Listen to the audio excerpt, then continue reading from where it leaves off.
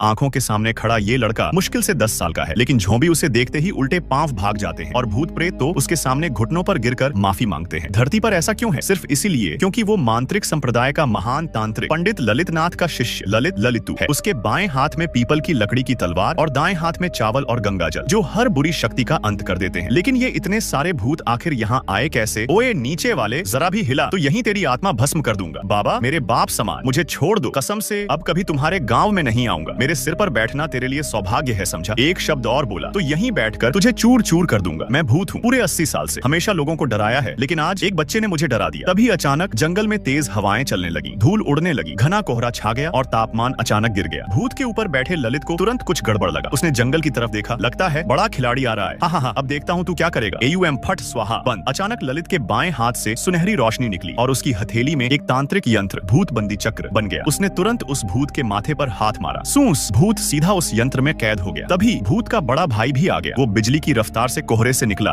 और सीधे ललित पर झपटा। ओह नहीं, ये तो कोई भयंकर पिशाच योद्धा है। मेरी ताकत अभी इसके सामने कुछ भी नहीं। पिशाच फिर से हमला करता है। ललित बिना सोचे अपनी पीपल की तलवार निकालता है, अपनी उंगली काटकर खून तलवार पर लगाता है और अचानक तलवार लाल रोशनी से चमक उठती है। मेरे पास पूरा नियंत्रण नहीं, लेकिन आज तुझे यहीं खत्म कर दूंगा। मेरे सामने नाटक कर रहा है? बच्चे, तू पागल है क्या? आजा, आज तुझे खत्म कर दूंगा। ललित ने दाएं हाथ से तांत्रिक वज्र शक्ति आकाशीय बिजली का अस्त्र निकाला और आसमान की ओर फेंका। दोनों हाथों से तेजी से मंत्र पड़े। AUM विद्युताय नमः प्रहार। अचानक मंत्र नीली रोशनी में चमक उठा। ये तो बिजली का प्रहार। आसमान में बिजली खड़कने लगी और बिजली की जाल जैसी ऊर्जा पिशाच पर टूट पड़ी, लेकिन वो वहीं खड़ा रहा बिना हिले। हाँ, बच्चे, ये सब मेरे सामने बेकार है। मुझे तुम जैसे लोग बिल्कुल पसंद नहीं। ललित गुस्से में बोला, तू बस एक छोटा सा पिशाच है और मेरे सामने अकड़ रहा है। मैं मांत्रिक संप्रदाय का महान तांत्रिक हूँ, शायद तू नहीं जानता। मेरे पिछले जन्म में मैं बहुत बड़ा साधु था। तेरी हिम्मत कैसे हुई मुझे चुनौती देने की? आज मैं तुझे यहीं खत्म कर दूंगा। ललित ने दोनों हाथों से मंत्र बनाने शुरू किए। वो जबरदस्ती अपनी शक्ति बढ़ाकर महान तांत्रिक स्तर तक पहुंचना चाहता था, लेकिन ये देखकर पिशाच डर गया। तू तो कोई बड़ा साधक है। ललित ने गुस्से में अपनी भौहों की तरफ इशारा किया। अंधा है क्या? दिखाई नहीं देता मेरा तेज? पिशाच वहीं जम गया और फिर सूस, वो अचानक भाग गया। बस एक आवाज छोड़कर, आज बच गया, अगली बार नहीं। ललित ने जम्हाई ली। चलो अब घर चलते हैं, कल फिर स्कूल भी जाना है। सुबह सुबह ललित अपने दादाजी के पीछे छिप गया, क्योंकि इस वक्त उसकी माँ हाथ में बाजू जितनी मोटी लकड़ी लेकर उसे मारने दौड़ रही थी। क्या कर रहा है तू? ये डंडा नीचे रखो। ऐसे बच्चों को नहीं सिखाते। पिताजी, आप इसे हमेशा बिगाड़ते रहते हो। देखो कितने बजे हैं, रोज स्कूल लेट जाता है। क्या ये ठीक है? अरे आप गुस्सा मत होइए, मेरी गलती है। कल से पक्का जल्दी उठूंगा। मैं अभी निकलता हूँ, आप लोग गुस्सा मत हो। ये लड़का इतना तेज कैसे भागता है? बिल्कुल खरगोश की तरह। इधर दादाजी सोच में पड़ गए। इस गांव में पिछले कुछ सालों से कभी भूत प्रेत दिखते हैं तो कभी कोई खतरनाक पिशाच। आखिर समस्या कहाँ है? मेरी विद्या भी अब काम नहीं कर रही, कुछ समझ ही नहीं आ रहा। बड़ी चिंता की बात है। तभी पीछे से, अरे ओ पागलों, कितनी बार कहा है, किसी को पीछे से डराते नहीं है। इंसान डर से मर भी सकता है। कभी किसी के कंधे पर हाथ मत रखना। इंसान के 3 सुरक्षा स्थान होते हैं, 2 कंधे और सिर। तुम दोनों को समझ नहीं आता क्या? ललित, तू भी दिन भर ये भूत प्रेत की बातें करता रहता है। स्कूल में टीचर कहते हैं अंधविश्वास मत करो, विज्ञान पर भरोसा करो। सही कह रहे हैं, तू हर समय भूत भूत करता रहता है। डर लगता है यार। तेरे पापा और चाचा भी ऐसे नहीं थे। छोड़ो, तुम दोनों से बात करना बेकार है। ललित बोला, तुम लोग कहते हो इस दुनिया में भूत नहीं होते, लेकिन तुमने देखा है क्या? दुनिया में बहुत कुछ है जो तुमने नहीं देखा। जब तक तुम उन्हें परेशान नहीं करोगे, वो भी तुम्हें परेशान नहीं करेंगे। लेकिन कुछ ज़ॉम्बी ऐसे होते हैं जो इंसान को देखते ही दौड़ते हैं, काट लेते हैं। ये सुनकर गोलू और पिंटू के रोंगटे खड़े हो गए। उन दोनों ने घबराकर लार निगली और अचानक उनकी पीठ में ठंडी हवा सी लगने लगी। अरे ये क्या था? ललित, तूने क्या किया? अरे पागल, डर गए क्या? दोनों के दोनों डरपोक। फिर ललित बोला, चलो हिम्मत है तो मेरे साथ चलो। हमारे गांव के पुराने टूटे मंदिर में आज तुम्हें असली चीज दिखाता हूँ। गोलू ने पिंटू की तरफ देखा। पिंटू ने डरते हुए गोलू को देखा। गोलू, चलेंगे? चलते हैं। ठीक है, हम दोनों तेरे साथ चलेंगे, लेकिन पहले बोल देते हैं, अगर कुछ नहीं दिखा तो तुझे मारेंगे। ठीक है, रात को निकलने की हिम्मत है? क्यों नहीं, मैं किसी से नहीं डरता। अगर भूत भी आया तो मैं उसे ही डरा दूंगा। मैं उससे भी ज्यादा खतरनाक हूँ। बस कर, तेरी बातें सुनकर ही डर लग रहा है। चलो अब स्कूल चलते हैं, रात को मिलते हैं। जल्दी ही रात के 11 बज गए। ललित और उसके दोनों दोस्त धीरे धीरे उस टूटे हुए मंदिर की तरफ बढ़ने लगे। आधे रास्ते में अचानक ललित की आंखों में सुनहरी चमक आई। उसने दूर पेड़ के पास कुछ देखा। वहाँ एक अजीब सा भूत खड़ा था। ललित ने तुरंत 4 पत्ते निकाले और बोला, अरे तुम दोनों आंखें बंद करो, मैं तुम्हें दिव्य दृष्टि देता हूँ, वरना तुम कुछ भी नहीं देख पाओगे। दोनों ने डरते डरते आंखें बंद कर ली। ललित ने दोनों हाथों में बरगद के पत्ते लिए, मंत्र पढ़ा और उनकी आंखों पर हल्के से फेर दिया। हो गया, अब आंखें खोलो। दोनों ने आंखें खोली और अचानक उन्हें सब कुछ बेहद साफ दिखने लगा, जैसे दिन में देखते हैं वैसा ही साफ। ललित, ये क्या था? इतना जबरदस्त जादू, मुझे भी सिखाना। ललित मुस्कुराया, बकवास मत कर, अगर सिखा भी दूं तो तू सीख नहीं पाएगा। तभी, अरे माई, भूत! मैं कोई आम इंसान नहीं, मैं एक तांत्रिक हूँ जो पिछले जन्म से पुनर्जन्म लेकर आया हूँ। भूत मुझे देखते ही घुटनों पर गिरकर माफी मांगते हैं और हजारों साल पुराना पिशाच भी मुझे देखकर भाग जाता है। लेकिन ये सामने खड़े लड़के मेरी ताकत पर यकीन ही नहीं करते, इसलिए मैं इन्हें रात में भूत दिखाने ले गया। लेकिन इन्हें देखकर तो इनकी हालत खराब हो गई। अरे बाप रे, सच में भूत है। ओए तुम दोनों डरपोकों, चुप हो जाओ वरना वो भूत सच में यहाँ आ जाएगा। ललित वो इधर आ रहा है। कौन? ललित ने गोलू के इशारे की तरफ मुड़कर देखा और अचानक उसका चेहरा पीछे खड़े लटके हुए भूत, फांसी वाला भूत के बिल्कुल सामने आ गया। धाप! ललित ने तुरंत एक जोरदार थप्पड़ मारा। भूत कई मीटर दूर जा गिरा। साले तूने तो मुझे डरा ही दिया था, मेरी इज्जत ही चली जाती। भूत हैरान होकर बोला, तू मुझे कैसे छू सकता है? आ इधर, मैं बताता हूँ। भूत फिर से ललित के सामने आया, कुछ बोलने ही वाला था। धाप! फिर से एक जोरदार थप्पड़। अरे छोटे, तूने मुझे मारा, लगता है तुझे पिटाई चाहिए। इतना कहकर वो भूत एक अजीब डरावनी ऊर्जा छोड़ने लगा। चारों तरफ ठंडी हवाएं चलने लगी। गया काम से। ललित तूने इसे गुस्सा क्यों दिलाया? ललित बोला, अरे सुनो सुंदर भूतनी जी, मैंने जानबूझकर नहीं मारा, आप अचानक पीछे आ गई, डर लग गया था। ठीक है, अब आप अपना काम करो, हम भी घर जाकर सोते हैं। चलो दोस्तों। भूतनी गुस्से में बोली, मुझे मारकर भाग रहे हो? ठीक है, अब देखो मैं क्या करती हूँ। मौका दिया था, अब मत कहना। तभी ललित ने जेब से कई तांत्रिक कागज, मंत्र वाले पर्चे निकाले, एक छलांग लगाई और उन कागजों को भूतनी की तरफ फेंक दिया। धड़ाम! तेज रोशनी और धमाके के साथ भूतनी सीधा उड़कर गायब हो गई। ओ ललित, नहीं ललित भैया, मुझे अपना शिष्य बना लो, मुझे भी ये सब सीखना है। ललित बोला, अरे भाग यहाँ से, मैं कोई गुरु नहीं हूँ। और तुम दोनों की हालत देखो, डर के मारे पैंट गीली कर दी। भूत पकड़ना चाहते हो? तुम्हें तो पहले अंडरवियर में बोतल लगानी पड़ेगी। अरे बोतल क्यों? अरे पेशाब पकड़ने के लिए। मजाक मत करो, मैं सच में सीखना चाहता हूँ, मुझे अपना शिष्य बना लो ना। ललित कुछ देर चुप हो गया। पिछले जन्म में वो एक बड़ा तांत्रिक था, उसके पास पहले ही एक शिष्य था। इस जन्म में वो अकेले ही मस्ती से जीना चाहता था। तभी अरे तुम्हारे पीछे फिर से एक भूत आ रहा है, भागो। अगली रात ललित अकेले ही गांव के पीछे वाले पहाड़ पर चला गया। वो पता लगाना चाहता था कि आखिर गांव में इतने भूत और झोंबी क्यों आ रहे हैं। तभी उसने देखा दो एक जैसे छोटे बच्चे उसके सामने चल रहे थे। अरे बच्चों, इधर आओ, भैया से बात करो। दोनों बच्चे चौंक गए। तुम इंसान होकर हमें कैसे देख पा रहे हो? ललित ने जेब से 2 टॉफी लॉलीपॉप निकाले, मंत्र पढ़ा और उनकी तरफ बढ़ाए। आओ भैया के पास आओ, कुछ पूछना है, बताओगे तो ये टॉफी तुम्हारी। ठीक है? ठीक है भैया, आप पूछो, अगर हमें पता होगा तो बता देंगे। तुम्हारा नाम क्या है? मेरा नाम मुन्ना है और ये मेरा भाई है छोटू। तुम इंसान हो ना, फिर हमें कैसे देख पा रहे हो? कहीं तुम भी बुरे इंसान तो नहीं? ललित बोला, तुम कह रहे हो मैं बुरा हूँ? क्या तुम दोनों को और भी कोई देख सकता है? दोनों बच्चों ने डरते हुए कहा, हाँ, हमें एक आदमी पकड़कर यहाँ लाया था और तब से हमें यहीं छोड़ दिया।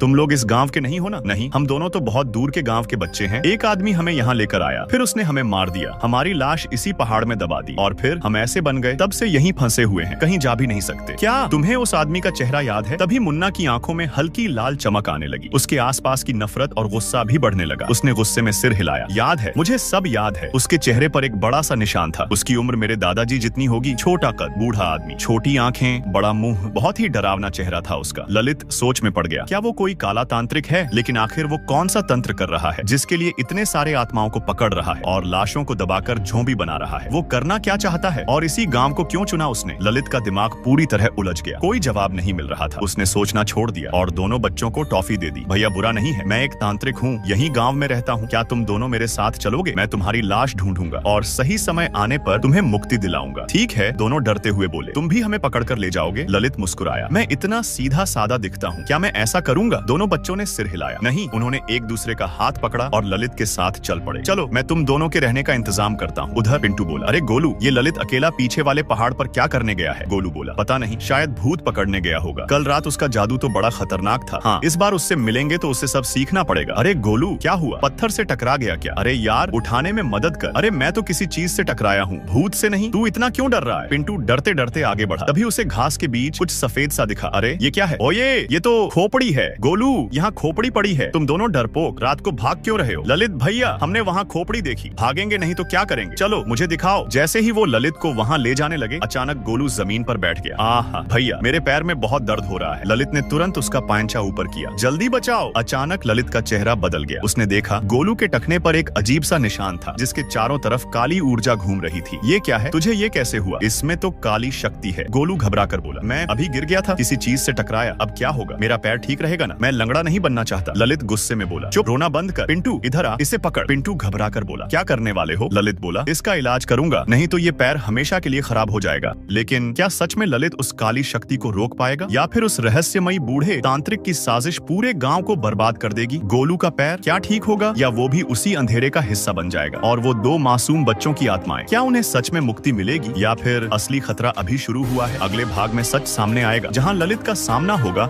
उस खतरनाक शक्ति से जिससे पूरा गांव कांप रहा है। अगर आपको ये कहानी पसंद आई हो तो वीडियो को लाइक जरूर करें, अपने दोस्तों के साथ शेयर करें ताकि वो भी ये खतरनाक कहानी देख सके, और चैनल को सब्सक्राइब करना बिल्कुल मत भूलना क्योंकि अगला पार्ट और भी ज्यादा डरावना होने वाला है।